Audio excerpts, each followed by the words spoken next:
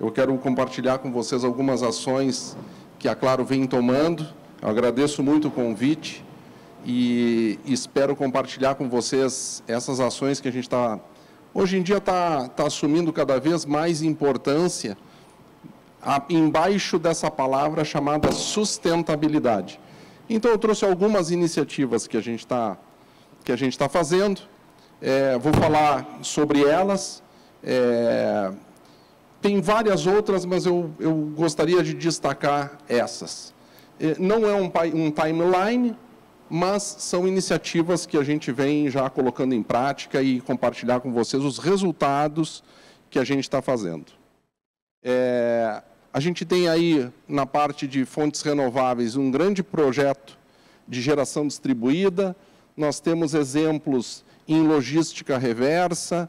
Nós temos vários acordos com parceiros na parte de tratamento de tudo que a gente recupera, ou trata, ou descarta. Nós vamos falar um pouquinho também na parte de mobilidade, de cobertura móvel, de inteligência de energia.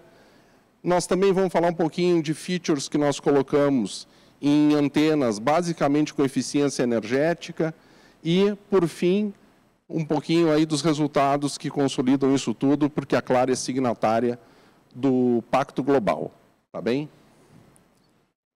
Então, quando a gente fala da parte de reversa, toda essa economia circular que a gente tem, nós criamos um programa chamado Claro Recicla. Ele é basicamente um incentivo para que todos os clientes possam entregar em toda a nossa cadeia, todas as nossas lojas, enfim, tanto aparelho usado, aparelho que está estragado e eletrônicos, e recebe pontos por isso. Obviamente que não se trata somente de entregar, o cliente chegar na loja e entregar esse equipamento. Ele tem todo um tratamento por trás disso, que vai para o descarte adequado, o descarte correto. O objetivo é justamente incentivar toda essa consciência que existe na sociedade para que não seja descartado de uma forma incorreta, de uma forma que não esteja, digamos assim, dentro de políticas ambientais adequadas e tudo. Obviamente, né, o resultado desde 2008 já foram mais de 72 toneladas que a gente recuperou da sociedade em resíduos eletrônicos. Obviamente que isso traz uma série de impactos de eficiência energética, economia de água, baixa emissão de carbono e tudo mais. Esse programa vai ter um segundo step, vai ter um segundo ponto, que vai ser a estimulação ainda mais acelerada para que o nosso cliente entregue esses equipamentos em toda a nossa cadeia aí de pontos de presença que nós temos, sejam lojas, prédios, enfim, espalhados pelo Brasil inteiro. Vocês sempre vão ver um QR Code ali no meio, né? Caso vocês queiram saber mais sobre o programa, então basta que vocês apontem as câmeras, que vocês vão saber a amplitude e mais detalhes do que a gente está falando. Na parte de resíduos eletrônicos, a gente tem todo um processo de recuperação, para dar um exemplo bem prático. Todos os nossos clientes que, porventura, cancelem, por algum motivo, opção, inadimplência, seja o que for, a gente vai na casa deles e recupera o equipamento. Além disso, tem tudo que a gente tem. Vamos supor assim, que a gente faça uma expansão de rede. Se eventualmente sobrar esse equipamento, esse cabo, esse eletrônico, que não tem mais a modernidade para ser reutilizado, ele é recuperado pela Claro, ele volta para os nossos pontos de logística. No mapa vocês têm aí mais ou menos como é que nós estamos distribuídos em termos de ponto de apoio. Então, a gente tem mais ou menos uns 8 CDs no Brasil, diversas áreas, regiões que nós temos, Sul, Sudeste, Centro-Oeste, Nordeste e Norte, 5 laboratórios, 126 pontos avançados. Então, tudo isso é recuperado, volta para o CD e, através de parceiros homologados, de acordo com as políticas ambientais, nós damos o tratamento adequado. Tem de tudo. Então, na parte direita do gráfico, vocês veem que tem uma grande parte de metal ferroso, embalagens, vidro, pilha, papel, tem de tudo. Então, somente o balanço de 2021, a gente conseguiu recuperar e tratar mais de 2.000 toneladas de equipamentos com o descarte correto e, obviamente, a consequente adequação às políticas ambientais. Todos os nossos parceiros que fazem o tratamento desse tipo de material são parceiros homologados pelas secretarias de meio ambiente, enfim, e que dão o tratamento, a gestão e tudo mais para os equipamentos e materiais que são recuperados. Quando a gente fala em eficiência energética, nós implantamos em diversas antenas, principalmente em duas grandes tecnologias que nós temos da Móvel, que é a tecnologia da Ericsson e da Huawei Features, que basicamente fazem um balanço da energia que a antena está colocando na potência, de acordo com a quantidade de clientes que estão nela ligadas. Então, isso é basicamente eficiência energética. Isso traz uma redução no consumo da antena de energia. Na parte da direita ali, vocês têm tanto que economiza por dia, por mês. Tem um balanço de dinheiro também, óbvio que isso traz, né, uma volumetria melhor. Em um ano, então, eu acho que a quantificação mais palpável que a gente tem, né, quando a gente fala em muitos números, tá? Essas features implementadas nestas tecnologias nos ajudaram a salvar, digamos assim, o que a gente teria em 3 usinas solares. Então, quando a gente coloca isso, é menos recursos ambientais investidos para alimentar essas antenas, com a mesma qualidade percebida pelo cliente final. Ou seja, o que não estava aqui, praticamente estava sendo desperdiçado. Então, com essas features implementadas em parceria com a Ericsson e com a Huawei, a gente conseguiu trazer uma economia aí na energia e, obviamente, na redução de pegada de carbono, equivalente a 3 usinas que nós temos, que teríamos que ter investido para alimentar essas antenas. Na parte de mobilidade elétrica, é importante que se fale o seguinte. A primeira coisa que se vê na mobilidade elétrica é a implantação, digamos assim, de veículos elétricos. Não bastaria somente isso. A gente fez testes com carros elétricos. Obviamente que tem um custo de entrada do veículo elétrico aqui no Brasil bastante grande, que torna difícil para determinadas aplicações ou para determinadas malhas o veículo. Importante falar um pouquinho antes, esse veículo elétrico ele vai ser abastecido de alguma forma.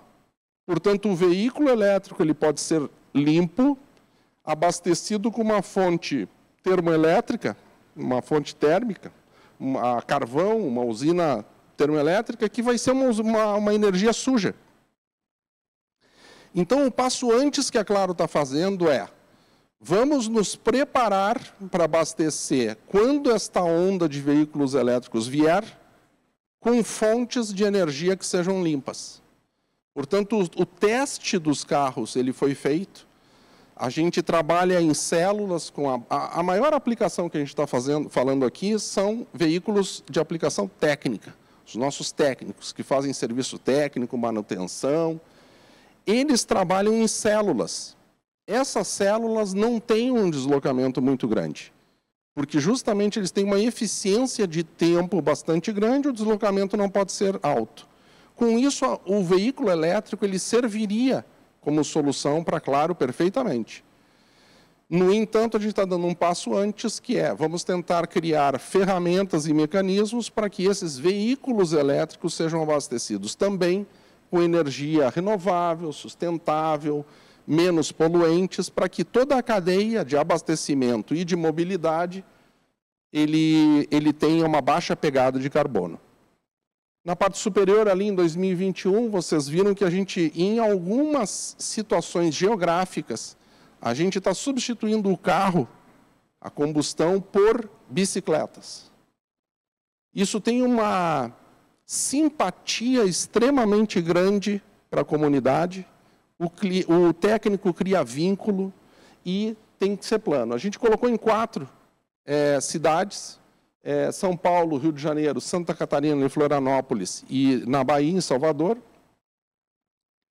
são em determinados bairros planos e que justamente bate com a parte anterior que eu falei, que é o nosso técnico, ele tem um baixo deslocamento. Então, os prédios deixam a acessibilidade muito mais fácil, o tempo de deslocamento dele entre uma VT e outra, né, outra visita técnica, ele é calculado para que seja o menor possível, ganhe eficiência. Obviamente que isso poderia ser assim, não, vou colocar um veículo a combustão. Então, esses 72 bicicletas, 72 técnicos que se revezam, tem aí também uma baixa pegada de carbono, né? E ali tem a parte de cálculo da pegada de carbono, quando a gente vê melhorias também nos processos logísticos, que é todo mundo que tiver uma amplitude nacional, uma amplitude estadual, ele vai se defrontar com o abastecimento de materiais, seja para uma expansão de rede, seja para uma manutenção. O que nós trabalhamos na parte logística? Na otimização da malha e na sinergia que tem, principalmente entre CD e reparadora. Antes a gente tinha o reparo fora do CD de distribuição, né, do centro de distribuição. Isso, obviamente, tinha um investimento de transporte, normalmente a diesel. A gente integrou essa plataforma e, com isso, também tem a consequente redução no consumo de diesel, de deslocamento, de tempo, de custo e tudo mais. Então, essa aí também tem um outro viés, que não é somente a implantação, digamos, de alta tecnologia, mas também é de inteligência na nossa malha logística. Vocês viram ali que a Claro está presente no Brasil inteiro, teria um deslocamento entre esses CDs de uma forma bastante grande. E aqui a gente chega, digamos assim, no carro-chefe, que a Claro está presente. Nós optamos, lá em 2016, nós tomamos a decisão de começar a abastecer toda a nossa planta, data centers, fontes que nós temos, tanto que alimentam rede HFC, uplinks satelitais, prédios administrativos, técnicos com fontes renováveis. Em 2016, a gente não tinha a dimensão que isso teria em termos de atenção, engajamento. Eu não lembro, em 2016, de se falar nessa palavrinha aí, né, nessas 3 letras chamadas ESG. Portanto, o que tinha aí era um caráter de abastecimento de fontes sustentáveis, renováveis. Obviamente que a gente tentava buscar uma redução nos custos envolvidos da operação. E passados aí mais de 6 anos desse projeto, a gente chega com um case que eu classifico como de muito sucesso e de expansão, e que quando a Claro, que é acostumada a falar aí em megabits, em taxas de transmissão, começa a ter um acesso e um respeito até da ANEEL, que é a Agência Nacional de Energia Elétrica, falando em megawatts, é uma linguagem que eu acho que a gente conseguiu atingir alguma coisa de sucesso, né? Então, o balanço que a gente tem hoje, nós temos mais de 60 usinas solares espalhadas no Brasil inteiro, principalmente do Sudeste para cima.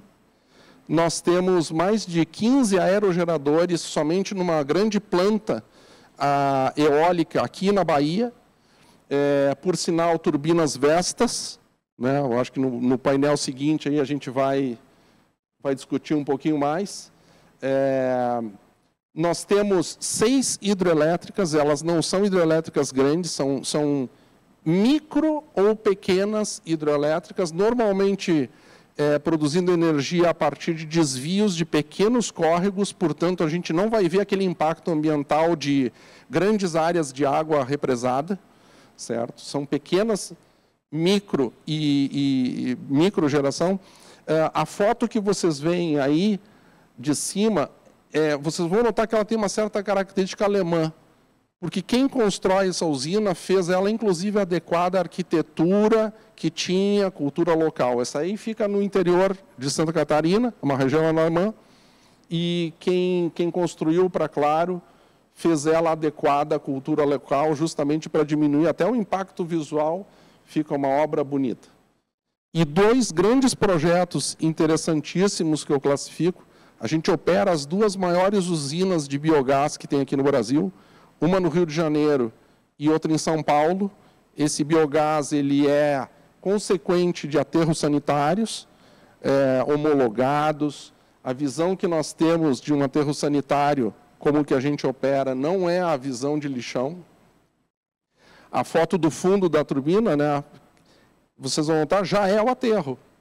Ele extrai, através do chorume, que se chama, né, esse gás, e opera 2 das maiores usinas. Então, até estimula o que a gente chama de economia circular. A gente tem um grande orgulho de fazer parte disso, né? Então, bom, deixa eu colocar aqui para vocês. Esse aqui é o nosso alcance verde. A gente é signatário do Pacto Global da ONU, a gente tem metas para serem cumpridas lá em 2030, 2050.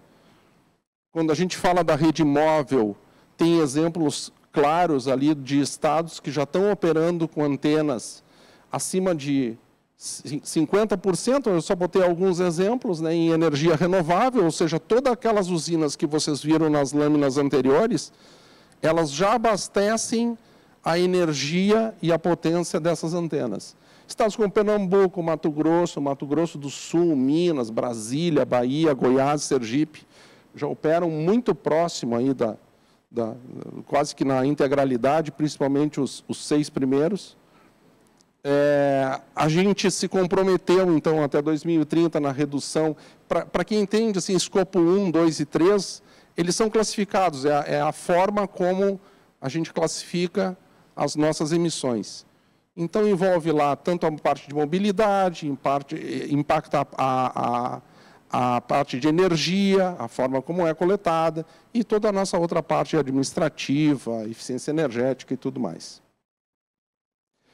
Na parte superior esquerda, vocês têm hoje como é a matriz energética da Claro.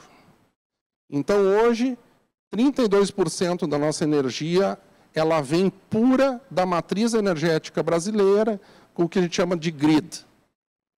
Então, se a matriz é limpa, a gente vai receber limpa, se ela é suja, a gente vai receber suja. A gente está a preço de mercado, tanto no mercado livre, quanto tanto na baixa tensão quanto na média tensão, enfim, a gente recebe. O mais legal e o mais interessante é que 40% dela já está sendo abastecida com essas nossas pequenas usinas em geração distribuída. Hoje nós temos 70 usinas, vamos chegar até o final do ano com 77 usinas, e no final, a meados do ano que vem, há 103 usinas espalhadas no Brasil. Eu acho que nós somos, né, claro, o maior projeto que tem de geração distribuída aqui no Brasil, e eu já tinha comentado antes, mas faço questão de compartilhar novamente. A Claro é respeitada na ANEEL como se fosse um gerador de energia. E o restante, 28%, que são essas grandes usinas de energia. Eu destaco 2, uma delas é aquelas fotos que vocês viram, da planta de 14, 15 turbogeradores eólicos. Tem uma outra sendo inaugurada até final desse ano, solar. E solar envolve realmente um volume muito grande, área grande de placas solares e tudo. Então, hoje, a Claro já tem aí 68% da sua energia de forma renovável, abastecendo a nossa planta. Nossa pegada de carbono até final de 2022 vai chegar próximo a 350 mil toneladas de CO2 evitadas e até 2024, 540 mil toneladas. Aqui tem as plantas solares, aqui é a solar. Tem um tour virtual, caso vocês queiram visitá-la. Nós temos também essa de biogás, os nossos parceiros aqui é a RZK. Nós temos essa, que são as nossas turbinas aqui na Bahia. E eu queria compartilhar com vocês um vídeo que a gente fez em conjunto com o nosso parceiro. Dou mais um enter aqui.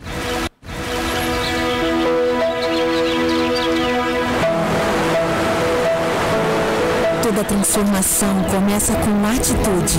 A Claro, líder em telecomunicações na América Latina e uma das maiores operadoras de multisserviços do Brasil, presente em todas as regiões do país, e a Indi, maior empresa privada de energia do Brasil, compartilham o mesmo ideal de que um amanhã mais sustentável requer um estabelecimento de parcerias fortes. Por isso, a Claro escolheu a energia limpa dos ventos fornecida pela Indi para movimentar suas unidades de negócio. E é assim que essas marcas estão construindo o futuro, juntas. E não é só isso. Ao adquirir a energia gerada pela Indi, a Claro também fomenta os projetos sociais estabelecidos no entorno das usinas, contribuindo com mais de 60 iniciativas comprometidas com os Objetivos de Desenvolvimento Sustentável, impactando positivamente a educação, a saúde e a criação de empregos em dezenas de comunidades brasileiras. Esse é o caminho para um futuro sustentável e para o crescimento consciente. Claro e Indi, juntas para mudar o mundo.